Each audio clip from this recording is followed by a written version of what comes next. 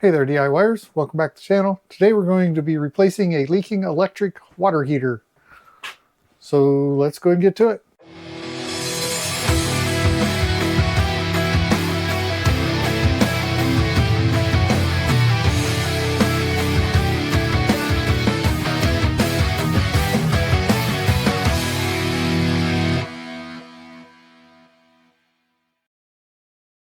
Okay, so what I have here is it's actually this electric water heater was produced in 2016. It's the end of 2024 now, so it's 8 years going on 9 years old. It only has a 6-year warranty. So it started leaking, and I was getting like leaking spots, rust spots down along the outside there, and then the pan there was collecting water, and it was actually leaking out because it doesn't have the drains not hooked up to any kind of drainage, just spilling out on the floor, which I know that's, I don't know if you call it a code violation, but it wouldn't pass inspection. But for some reason when I bought the house it seemed to have passed inspection. So anyway, so it was leaking, and because it was leaking from here and the bottom element, I replaced both of the elements and hooked it back up and got it running, and then it started leaking again, and it's actually leaking around the outside, like the plug that is receiving the threads and everything, that's what's leaking. So it's actually leaking outside of, you know, where it's sealed by the rubber gasket and everything for the heating elements. So the heating elements themselves are fine, and where they are, it's the outside portion that's actually leaking. So because of that, and the fact that it's almost 9 years old, I looked online, and yeah, it needs to be replaced. So I went ahead and bought a new one, and I got actually the very identical model number. Looks like they just changed a little bit of the exterior appearance of it, but it's the very same model number, same warranty, 6 years. So I'm going to go ahead and get this one disconnected and get the new one hooked up, but I've got to play a little bit of Tetris to do so. My dryer, as you can see, it's in the way, so I got to pull it out. And in the bathroom, I really don't have anywhere to set it, so I got to pull it all the way out of the bathroom and out into the hallway so I can then get this out. What I'm going to do first, while I'm getting the dryer moved out of the way, I'm going to go ahead and cut the power on this and get this thing start draining. So first thing I'm going to do is cut power. So this actually has this little electric saver timer unit that you can set it. It's got a couple pins here where it'll turn off at a certain time and then turn back on at a certain time. So like around midnight I have it shut off, and then like 5 a.m. or so I'll have it turned back on, so we'll have hot water in the morning. So I'm going to go ahead and have it turn off there so it's off, and then we'll go down to the basement to the breaker and shut it off there. So we'll go ahead and go down there and get that done. Okay, so here's my electric panel, my breaker box. So I already found out which one of these is. So for this, it's never going to be a single because it's 220, so it draws from two lines. And so I know it's this one because I had tested earlier, verified with the wife that the timer shut off when I did it. So we'll go ahead and shut that off. So now that's off, we'll go back upstairs and I'll show you how to verify that you did in fact cut the power to your water heater. So now that that's done, let's go back up and test it. Okay, so here on the voltmeter, what you'll do is you'll want to put it on volts, and you always want it on the higher setting than you're actually reading. So I'm going to be, you know, reading like either 120 or 240. So put on the 500, and you know it's on the AC because it's got the wave symbol for the volts. So it's on 500 volts. So now what you'll do is you'll take your negative and you put it over here on the yellow, and then on the red, the positive, you'll just touch it to each of these leads, and you'll just want to check to see if your meter is going up or down on any. So you want to test all of them, and then you test the top one here, do the same thing. You just want to test across all leads just to make sure that there's no power for any of the different circuits. So now that we've verified that, I know I do in fact have the power shut off. And just to verify that, you can see the red light is out on my timer and you don't hear it spinning, clicking. So we are in fact all done there. So once that's done, I can go ahead and start getting this thing disconnected and ready for removal. The thing that probably takes the longest out of this whole process is actually draining the tank. So we'll go ahead and hook the hose up and get that going. Of course, you want to make sure you have a nice grommet in your hose so it doesn't leak. And we'll get this attached on here. Get this started here.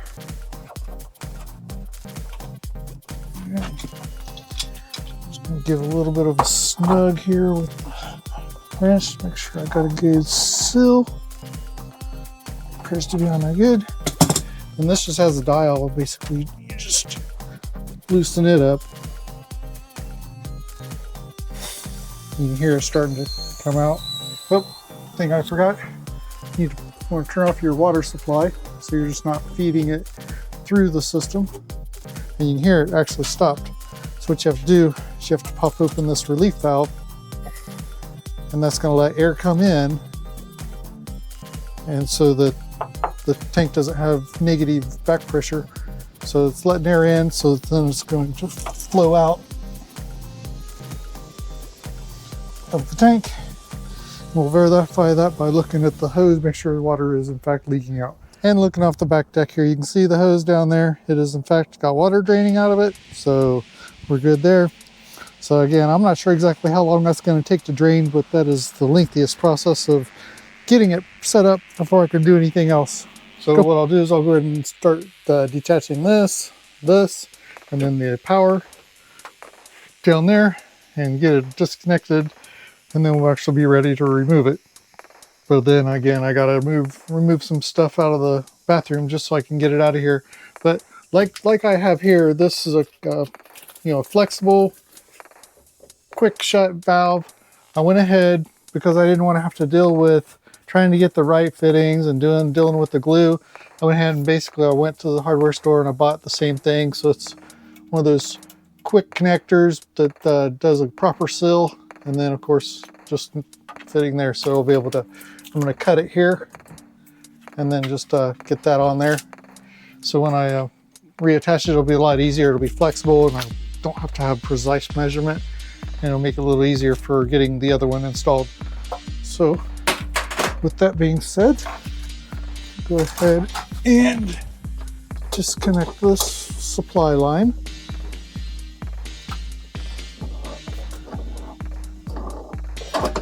I notice there's a little bit of corrosion around here, and it looks like when I did put on this last time, when I put this on, it must have had just a slight leak. It caused it to have that rust build up there. So I have to make sure I have a better connection going on next time.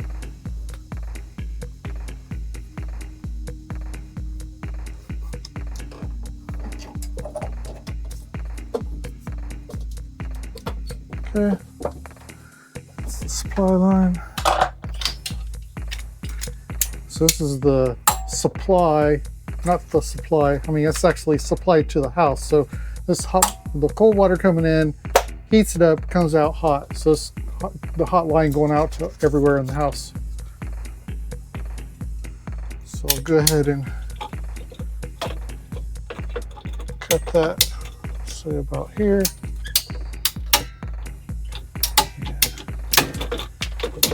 I did a nice crack. I was afraid of that. So because it's so brittle, this regular pipe cutter didn't work. So what I'll do is I'm going to come back and use this one to go over it. This is more for like brass and copper lines, but it'll do this PVC or this plastic.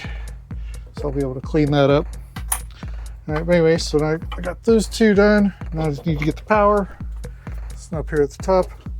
I'll go ahead and remove this plate. Let's see what we got in here.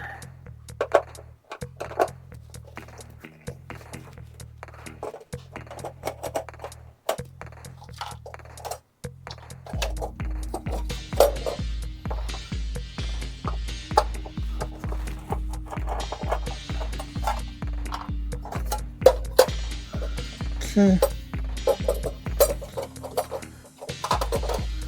Again, go ahead and take a picture of this just for documentation purposes. So black's coming out to black and red's going to red, and ground is on ground down there. So now that that's that, go ahead and disconnect that one, put this, reattach it to the supply, and the red, have that coming out. Let's reattach it to the supply, and then the ground. Get it disconnected, and we're good. So there's my supply coming in. So now that that's that, really don't need these. Really don't even need to reattach this stuff because this is all junk, but I'll just go ahead and close it up. Okay, so I got the new one installed, or at least in place. And what I did is I elevated it by these pavers I put up there. The reason I did that is because of this drain right here. I wanted to give it ample height to be able to then come over here to this drain pipe. So this drain pipe comes from my under the sink here, and it's routed around and down into my sewage. So the thing is, I had to have it high enough here because now I'm just going to run a flexible flex pipe over, back around here and back here so that it's low enough that, because I'm going to need to be able to put a S or a P trap in there to keep the air from backflowing, because that's right out to the septic.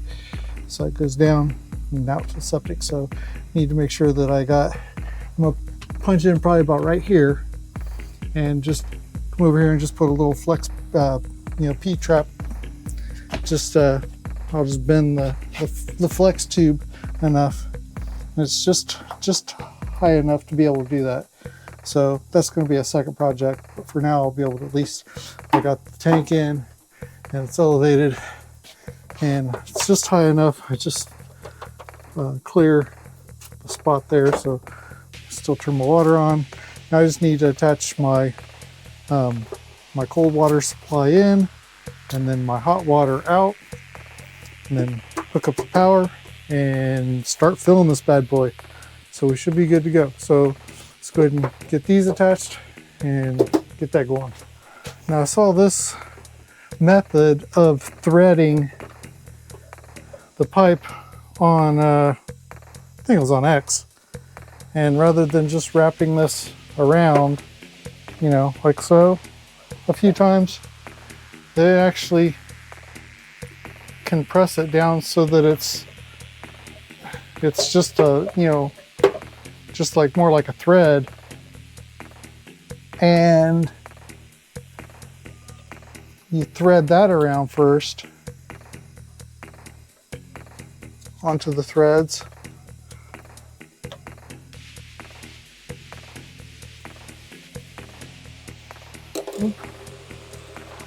Into that tape, so that way it's filling the threads.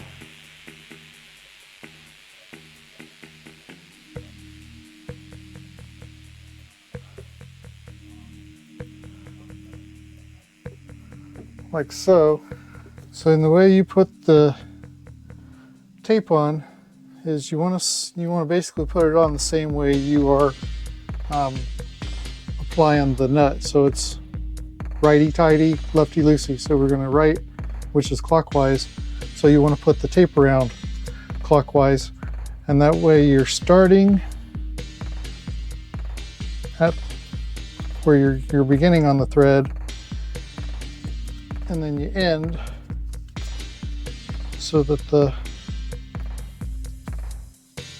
you're going the same way, so it doesn't want to pull itself off. So it's a way of keeping the tape on. So generally, without the string method of applying the tape, I generally would do like maybe up to five turns, but with the thread on there, I think I only need to do like just a couple turns. So I'm going to stop right there and just have that like so. Now, go ahead and make sure my gasket's all clean. Okay, so I got that on there. So let's go ahead and see if I can't get this threaded. All right, feels like it's threading. Here we go.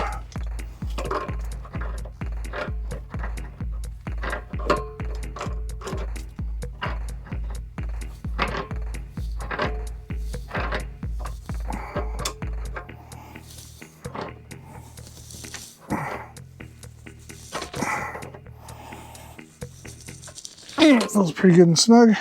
All right. Now for this part, so here we have this. So I'm just gonna slide it on and force it on there, and it'll compress on there. And should stay on there nice and solid. Need to really get a good grip on this.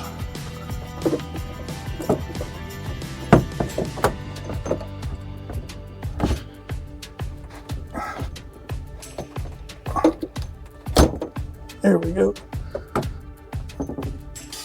Yeah, that should be good there. So I got that on there. Now we'll do the same thing here with this one. Get that one threaded up.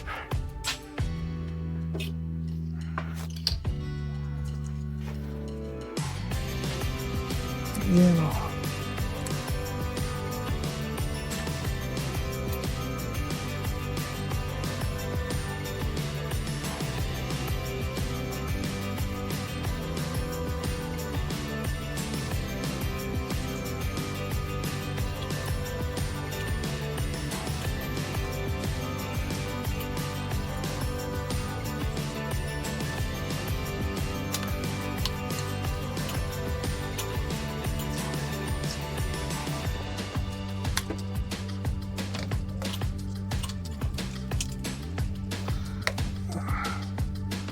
Okay.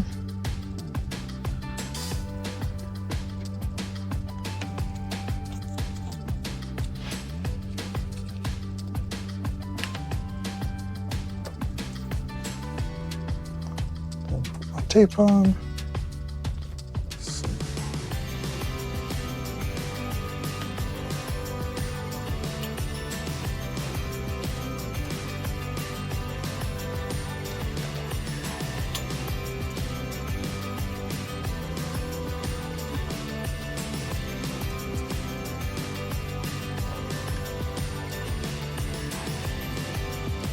Okay.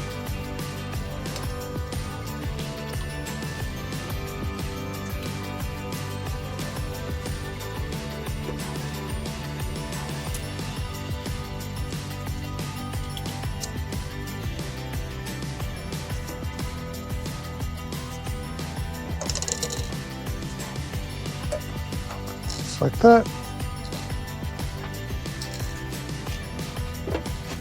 Go ahead and get this on there. Oops, if you can see that. Okay.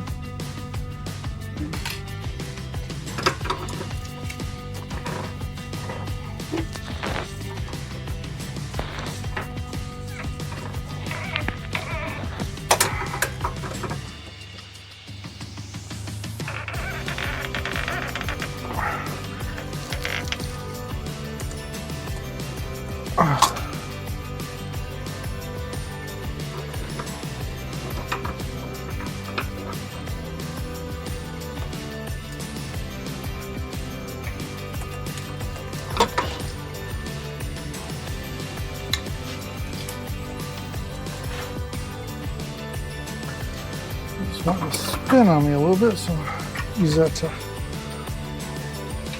hold that in place.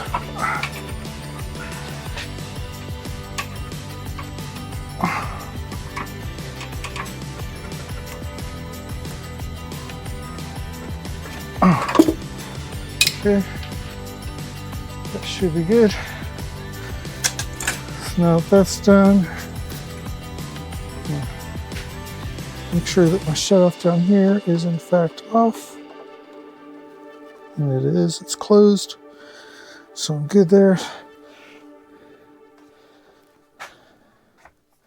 So I should be able to actually fill this, but from that water, slightly dripping. There's a little bit of water here in the bottom of the tub. So let's go ahead and get that out of there. Make sure this is plenty dry before we start filling, just to make sure that we don't have any leaks on the new one, and go from there.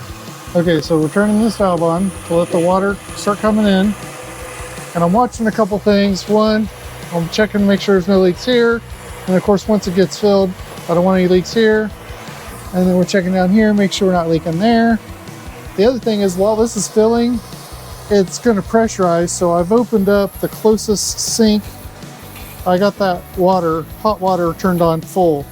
And one thing you might do, just in case you don't get any little elements, particle into your screen there, just open up the screen so water will start splashing out there once the tank is filled. So what it's doing is, this is full of air, so it's filling up with water, and the air is pushing out, going out. And rather than pushing out to all of the lines, it's just going to push the air out of this line. So all of the other hot water lines should remain fairly full, so that when I do turn them on and bleed them, there'll only be a little pockets of air bubbles, as opposed to like this whole big amount. So this makes it a little easier. And I always do it with the closest one to the water heater, so that it just does it faster. It's less pressure. So we'll let that get filled up. And the other thing is, while that's doing that, is I am going to start hooking up the power. So I'm taking this plate off. Now the one thing I noticed on the previous one, this wire was just coming through here. And so this, even though it's shielded, that's a little bit of a rough edge. You're supposed to have a coupler, so I got one. So I'll get that attached on there. Then the wire will run through there, so it'll be less chafing and should be better. Get the screw out of there. And I'm gonna go ahead and pull this other plate off too, so I can get to my ground.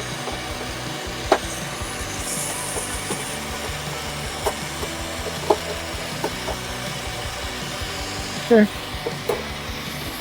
Now,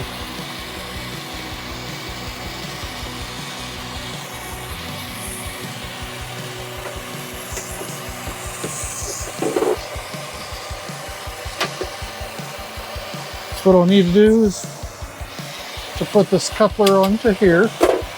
And the way we do it, we can just take that top nut off and put this through here.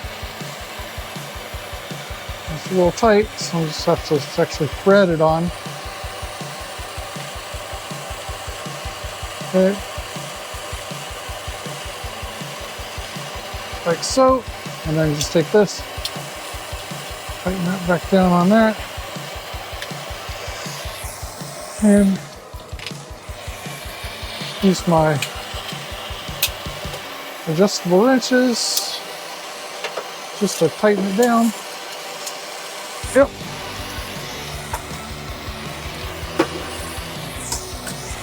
So I need to run these through here, but of course with these wire nuts on there, it's not going to fit. So let's take these off. And then force this through here, like so. That ground wire is a little bent, making it hard to finagle through there. Okay, so I got that. Now we're good there. Now I need to attach all these. And it's actually going to be easiest, I believe, if I attach my ground wire to the ground in there first. So, you can see that? Nope. Okay, so I got my little socket here. It fits on there. And there we go.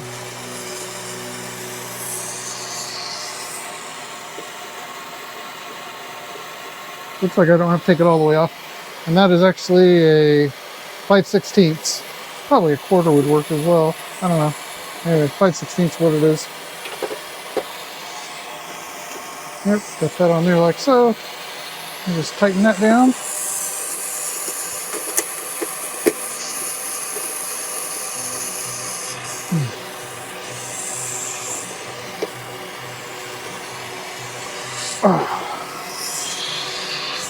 Yep. So the ground's on there good. Now I just need to attach the red and the black together. So the reds, so just size them up so they're close to each other, and then just take the wire nut, start spinning it on there.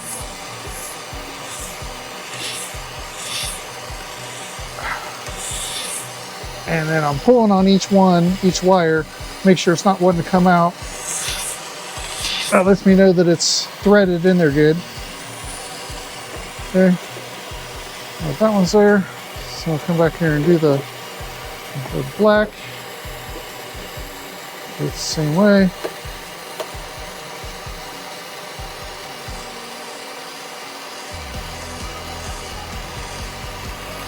And when you're doing this, you want to make sure there's no bare wire still sticking out so it couldn't make contact with any part of any other wiring or the chassis itself. Oh, got that one on there. Okay. Sounds like we're about filled up here. Yeah. So now we got water coming out, and so it's coming out there. So that's all looking good. And so there's no actual, full pressure on this at the moment. So I'll go ahead and turn the valve on completely. Okay. And still no leaks. We got water coming out, so that means there's no air in the line at the moment. So it's fully full water and no leaks. That's a good sign. I'm taking my hand around each side. Make sure I'm not getting any wetness on my finger whatsoever. You don't want any little drip. Any little drip would be a problem because it would eventually leak and cause rust. So we're good everywhere. Our relief valve's closed, of course. No leaks down there. We're good. So we would shut that off. Okay, so now at that point now it's got pressure, more positive pressure in it. So that would be where you would literally see leaks if there would be any, because it's got more pressure on the system. Again, I don't see any leaks there. And then where I attached it back there, I'm filling. No leaks there. Just check this one, even though it was on there before. No leaks, so I'm good. No leaks anywhere up here. So we're good. So now we'll go ahead and get this closed back up. So check it off. This was the last plate.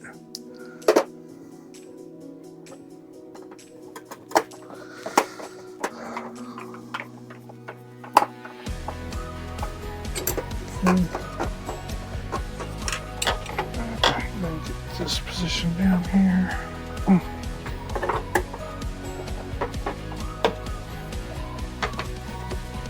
Okay.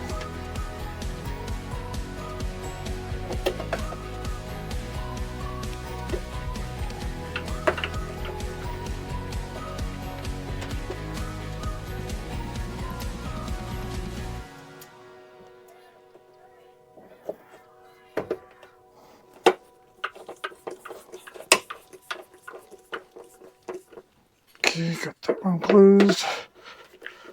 This one's closed. So power's all hooked up. And what I'm going to do for a good measure, I did not read the manual at all because this is identical to what we had. So what I'm going to do, I'm just going to pull this panel off just to check. I guess I'll lower you down slightly. So I just want to check the connection in here just to see how it's wired. Make sure that there's nothing I needed to do there anyway. Again, because I didn't read the directions, instructions, the installation instructions. Shame on me, but again, because it was identical to the last one, we should be good. So everything appears to be, so that's wired up good. Let's go ahead and pop this off. And yeah, it looks like we got the red coming down, the black coming down, so all looks the same. We're all good. And I'm sure I don't need to even test these for snugness because those were done at the factory. So that's all back on there. Let's get this foam stuff back in here.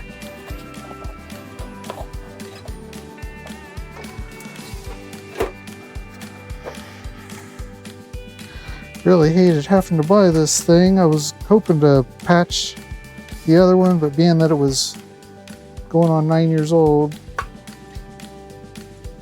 wouldn't really had much more life left on it anyway, so I guess this is going to be a selling point for us, because hoping to sell the home here within the next year or so.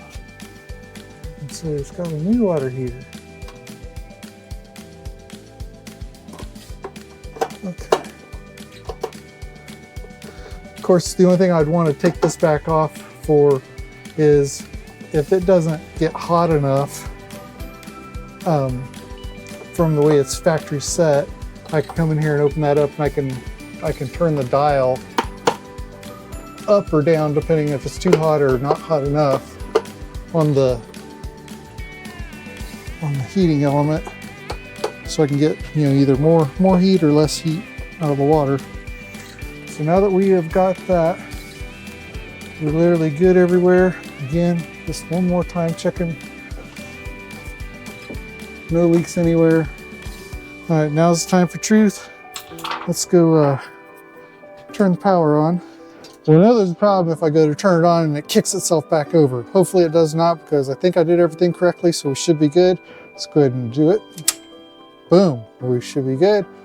All right, so we'll go ahead and close this power, and let's go back upstairs. Okay, so now that we got the power on, I can hear the timer running, but it's set but the light's not on, because remember we had set it on the shut-off period. So we'll go ahead and set it to the correct time. Right now it is 3:30 p.m. Now it's going to kick on. So 3:30 p.m. Central Eastern time. So there's 3:30.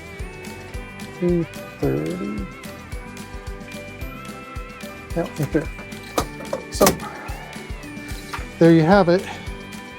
There's a successful install of a new water heater, and I did it all by my lonesome. So anyway, if you like what I did here, please comment below on anything you see that I did incorrectly, or something you might have changed yourself. Also, please like and subscribe, hit the notification for upcoming videos, and I hope to see you next time.